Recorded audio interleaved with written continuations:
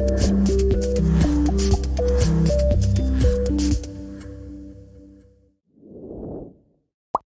20-second rule: how to build better habits. Making new habits is hard. How many times have you stumbled through the door after a really long Monday and thought, I said I would start going to the gym today. Ugh, that's too much. I'll start tomorrow. Then tomorrow comes and goes, and the day after, and the day after that. Willpower is a fickle beast. It can help us accomplish the most arduous tasks, but we can't count on it to always be there. It's easy to have willpower on days when the sun is shining and our energy is high. But when the sun hides behind the clouds and we're exhausted, there's no willpower to be found. As a result, the process of building our new positive habits takes a back seat to the old, somewhat negative habits. We remain stuck in the same place we were before. The habit dilemma. The hardest part of starting a new habit is, well, starting. Our brains fight it because they like comfort. And what's more comforting than sticking to the routine you already have? When we try to create a new habit, our brains see it as a loss of comfort and discourage us from doing it. Rather than seeing the benefit on the other side, our minds focus on all of the work and sacrifice we have to put in before we even start trying. Take our earlier example of starting a new exercise regimen. When you come home already tired, your brain doesn't want to go to the gym because it wants the comfort of your usual routine. Going to the gym involves getting changed, getting your gym bag packed, driving to the gym, getting a locker, and then exercising. Not to mention driving all the way home and showering. Your brain tells you that's way too much work. You should take it easy and turn on some Netflix to make yourself feel better. And it's hard to argue with your brain, isn't it?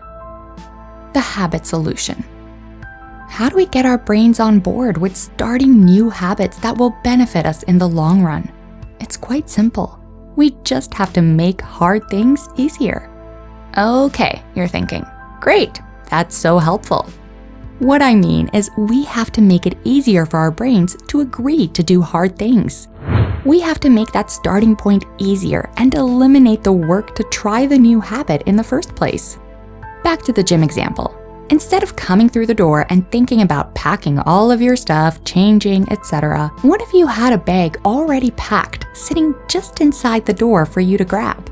Better yet, what if you had your gym bag in your car when you left work? Instead of allowing your brain time to think of a million excuses, you put the starting point right in front of you, so it is easier just to begin the task. Changing the starting point for a new habit, even if it makes a difference of seconds, is the entire premise of the 20-second rule. The 20-second rule.